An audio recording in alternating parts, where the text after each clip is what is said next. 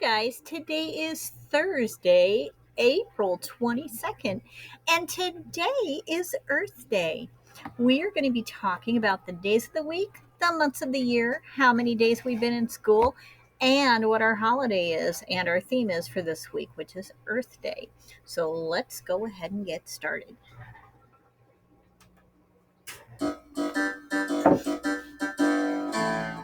Days of the week, days of the week, days of the week, days of the week, days of the week.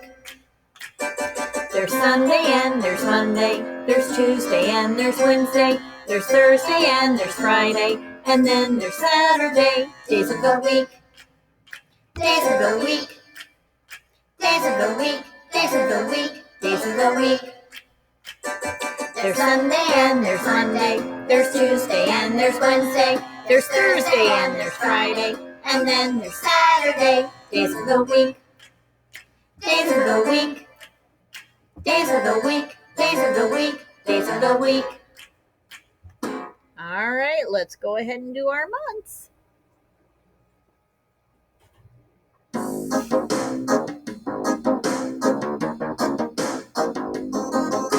January, February, March, April, May, June, July, August, September, October, November, December, then you turn around.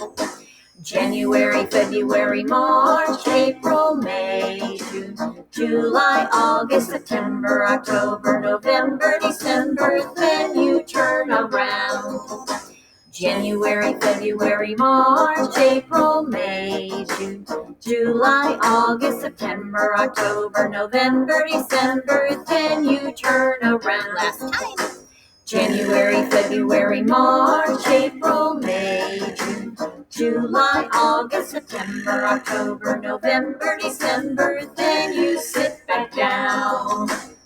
All right, guys. So today is Thursday, April, and let's go ahead and count.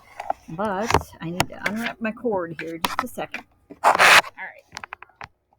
Let's go ahead and count, see how many days we've been in school. Or no, see what our date is today.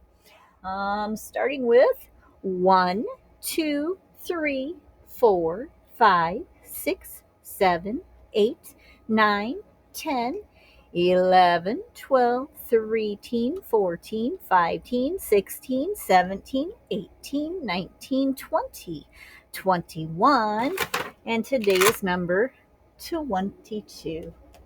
Today is Thursday.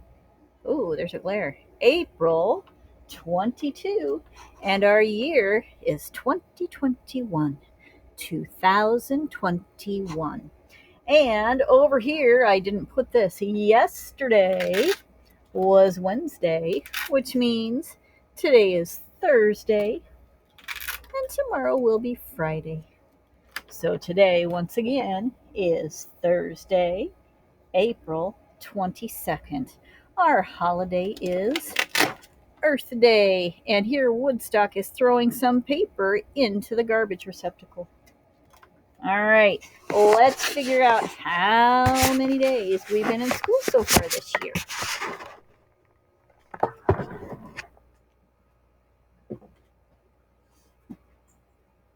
Okie dokie. All right, looking at our Snoopy Dog house, we've got 10, 20, 30, 40, 50, 60, 70, 80, 90, 100. 110, 120, 130, 140, 150. Hang on to it. 151, 152, and today is our 153rd day of school. We've been in school for 153 days. All right, let's go ahead and do our weather. And today it's a little bit nicer out than it was yesterday. And yesterday was certainly a lot nicer out than it was on Monday and Tuesday this week. Let me go ahead and turn the music on, and we will listen to our weather song.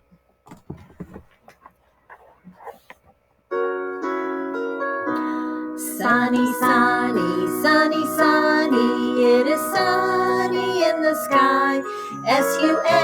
sunny, sunny. It is sunny in the sky.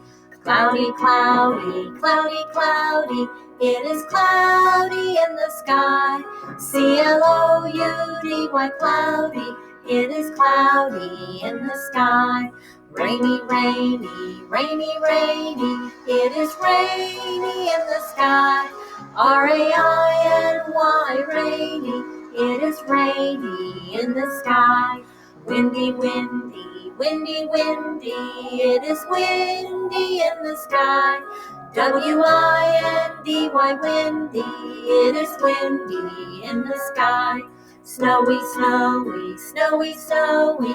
It is snowy in the sky. snowy, snowy.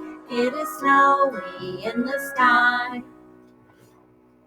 All right. So, our weather today is sunny. It is sunny outside today. It is so much nicer than it has been. Today the weather is sunny. Our temperature today is supposed to get up to 57 degrees. So let's come over here to our thermometer and start with our 0 and count up to 57. 0, 10, 20, 30, 40, 50. Hang on to it. 51, 52, 53, 54, 55, 56, 57. So our temperature today is supposed to be right about there, 57 degrees. It's still in the green, so you still need to wear your jacket or your sweatshirt outside to recess at all 3 recesses today.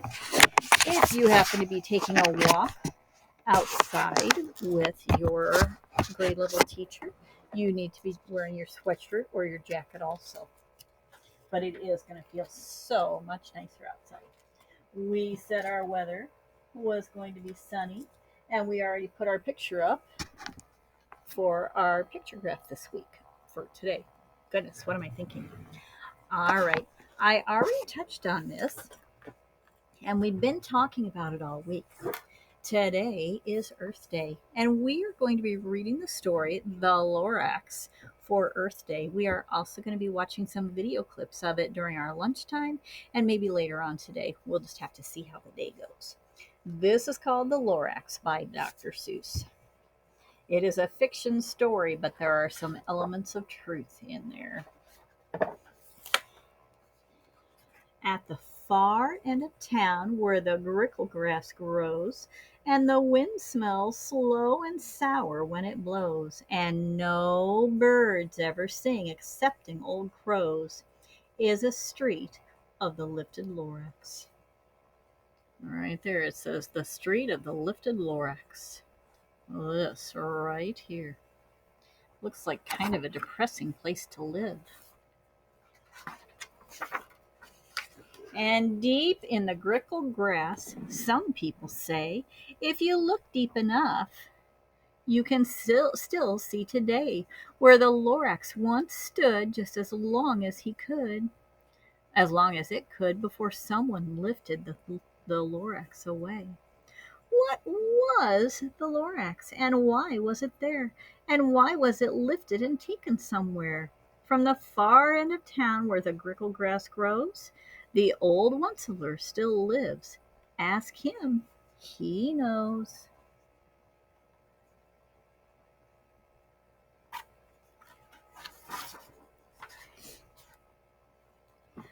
You won't see the Onceler, don't knock on his door. He stays in his lurkum on top of his store. He lurks in his lurkum cold under the roof, where he makes his own clothes out of muffed moof. And on special dank midnights in August, he peeks out of the shutters, and sometimes he speaks and tells how the Lorax was lifted away.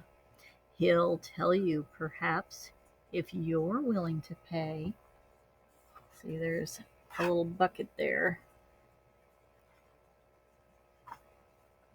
The bucket is for money. On the end of a rope, he lets down a tin pail, and you have to toss in 15 cents and a nail, and the shell of a great great great grandfather's snail.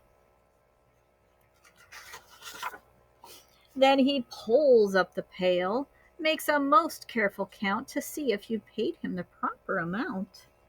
Then he hides what you paid him away in his snoove, his secret strange hole, his snub, his secret strange hole in his grovelous glove.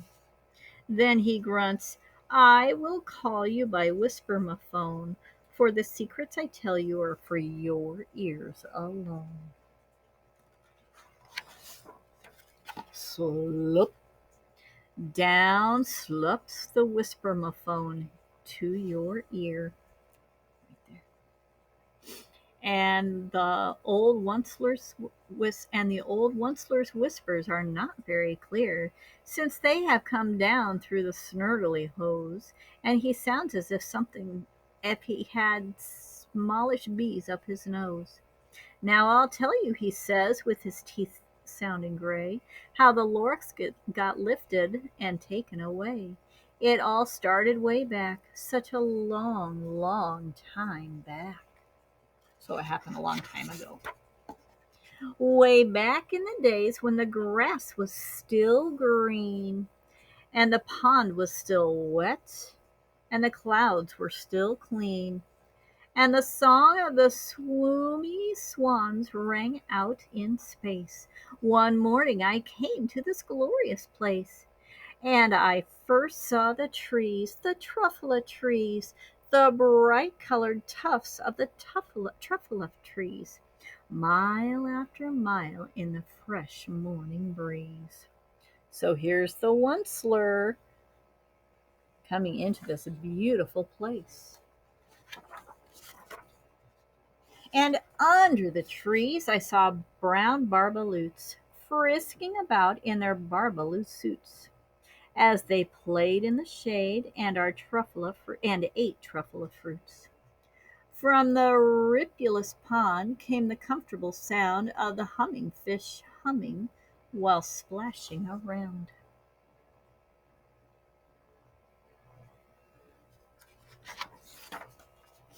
But those trees, those truffula trees.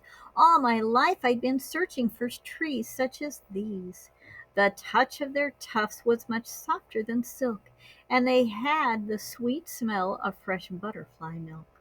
I felt a great leaping of joy in my heart. I knew what I'd do. I unloaded my cart. And it says the Oncelers.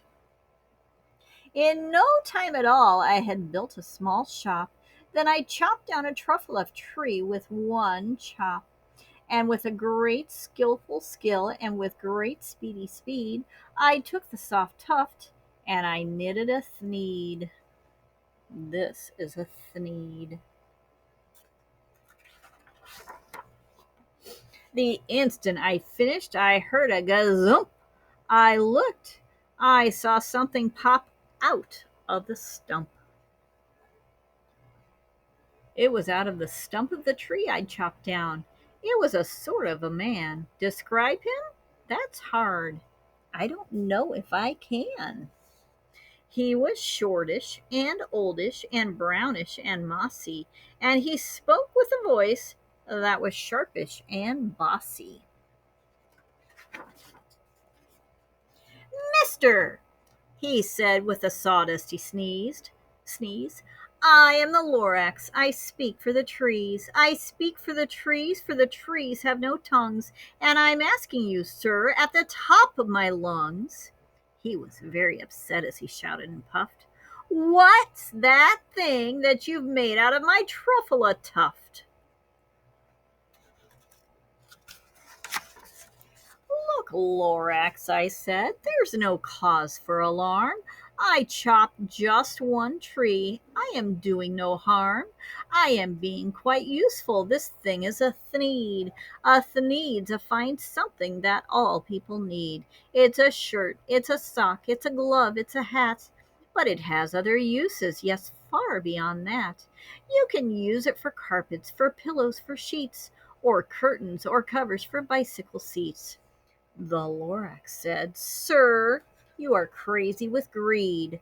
There is no one on earth that would buy that fool Thneed."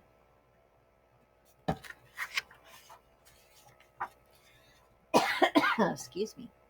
But the very next minute I proved he was wrong. For just at that minute a chap came along. That's this guy here. And he thought that that Thneed I had knitted was great. He happily bought it for $3.98. I laughed at the Lorax. "You poor stupid guy. You never can tell what some people will buy."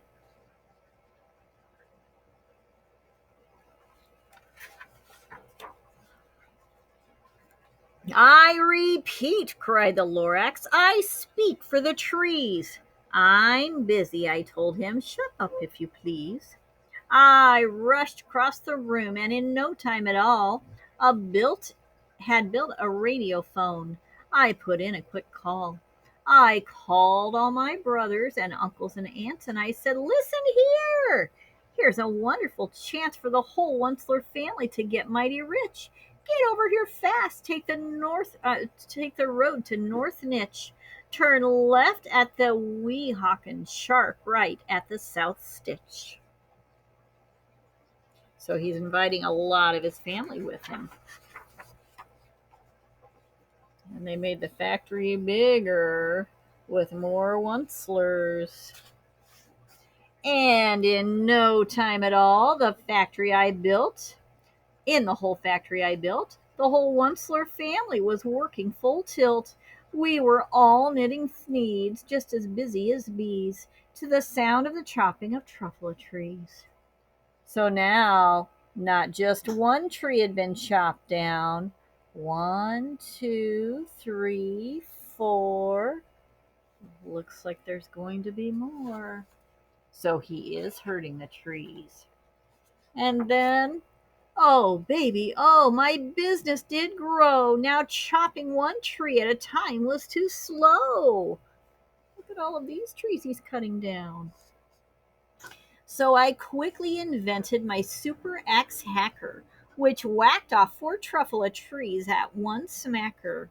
We were making Thneeds 4 times as fast as before, and that Lorax, he didn't show up anymore. But the next week he knocked at my new office door. He snapped, "I'm the Lorax who speaks for the trees, which you seem to be chopping as fast as you please. But I'm also in charge of the brown Barbaloots, who played in the shade of their Barbaloot suits and happily lived eating truffle fruits. Now, thanks to your hacking my trees to the ground, there's not enough truffle fruit to go round, and my poor Barbaloots are all getting the crummies because they have gas and no food in their tummies."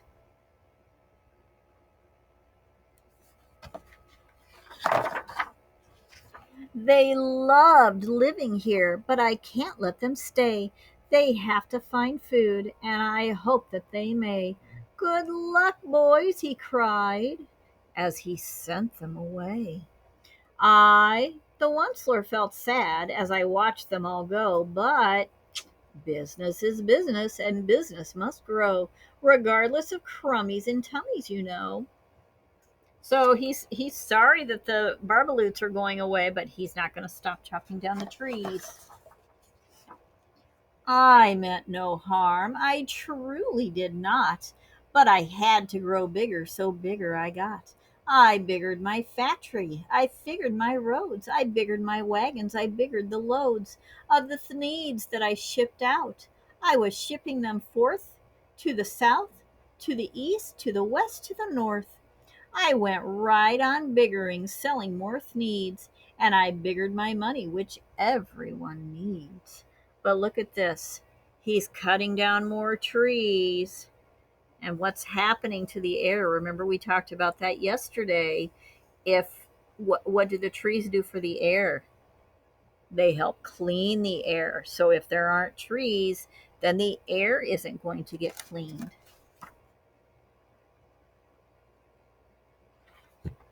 Sorry. Pages are sticking together. Ooh, the air's looking really dark now. Then again he came back. I was fixing some pipes when that old nuisance Lorax came back with more gripes. I am the Lorax! He coughed and he whiffed. He sneezed and he snuffled. He snarled. He sniffed. Onceler! He cried with a cruffless croak. Onceler! You're making a smogulous smoke. My poor swomy swans, why they can't sing a note. No one can sing who has smog in their throat. Look at the poor swans, they're getting sick. They have smog in their throats. And so, said the Lorax, please pardon my cough, they cannot live here, so I'm sending them off. Where will they go? I don't hopefully know. They may have to fly for a month or a year to escape from the smog you've smogged up around here. What's more, snapped the Lorax, his dander was up, let me say a few words about the gluppity glup. Your machinery chugs on day and night without stop, making gluppity glup and the schloppity schlop. And what do you do with this leftover goo? I'll show you, you dirty old Onceler man, you. So that's the pollution that's left over from all of this production. Ugh. And it's going out into the ponds. You're glumping the pond where the humming fish hummed. No more can they hum, for their gills are all gummed. I'm sending them off. Oh, their future is dreary. They'll walk on their fins and get woefully weary in search of some water that isn't so smeary. Because can the humming fish live in polluted water? Nope. And then I got mad. I got terribly mad. I yelled at the Lorax. Now listen here, Dad. All you do is yap yap and say bad, bad, bad, bad. Well, I have a right, sir, and I'm telling you.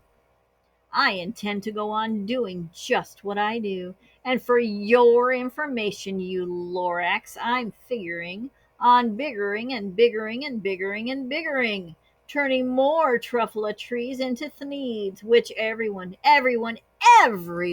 needs. Does everyone need a thneed?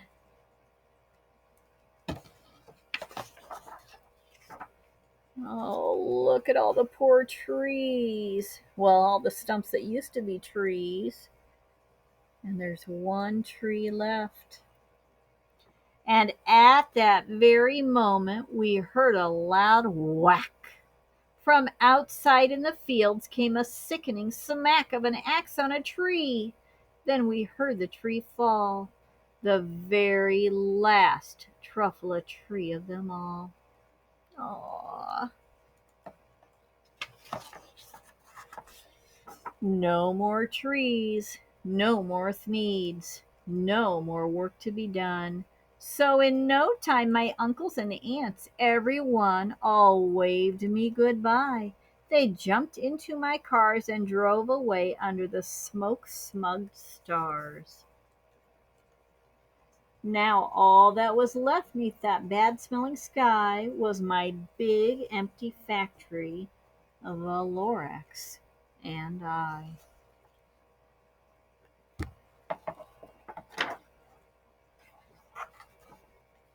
The Lorax said nothing, just gave me a glance, just gave me a very sad, sad backward glance, as he lifted himself up by the seat of his pants.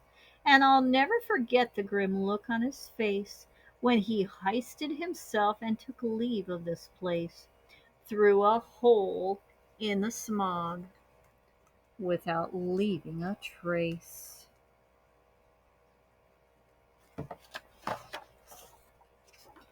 And all that the Lorax left here in this mess was a small pile of rocks with one word, unless. Whatever that meant. Well, I just couldn't guess.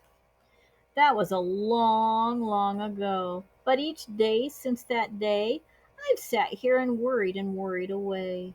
Through the years, while my buildings have fallen apart, I've worried about it with all of my heart.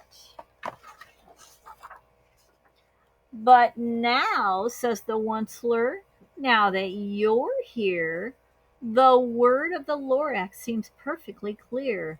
Unless someone like you cares a whole awful lot, nothing is going to get better. It's not.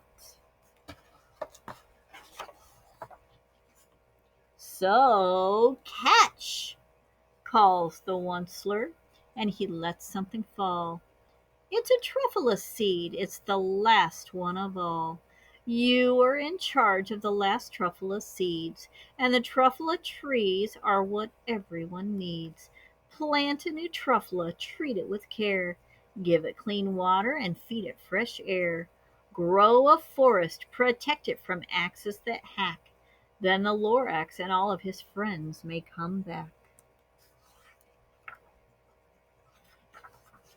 The end. So this is kind of like what our video was talking about yesterday. How when the oh goodness, there was a forest that was starting to get cut down, and there were some jaguars that lived there, and they weren't doing very well because they didn't have enough trees left to hide in. And once people started leaving the trees alone and planting more trees, the jaguars came back. So maybe that's what will happen to the Lorax. All right, you guys, this was an extra long group time today because the story of the Lorax is a little bit longer than usual. All right, you have a great day. Have a happy Earth Day, and I will see you tomorrow. Talk to you later. Bye bye.